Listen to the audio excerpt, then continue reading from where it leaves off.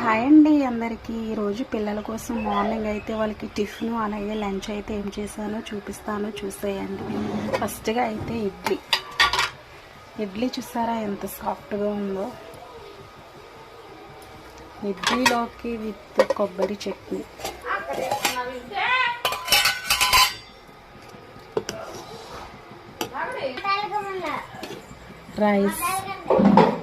రైస్లోకి టేస్టీ పప్పు మామిడికాయ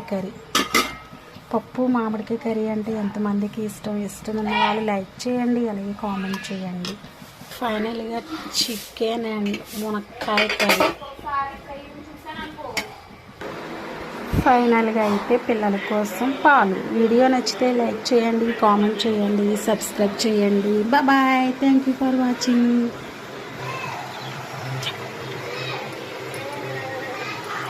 ఇప్పుడు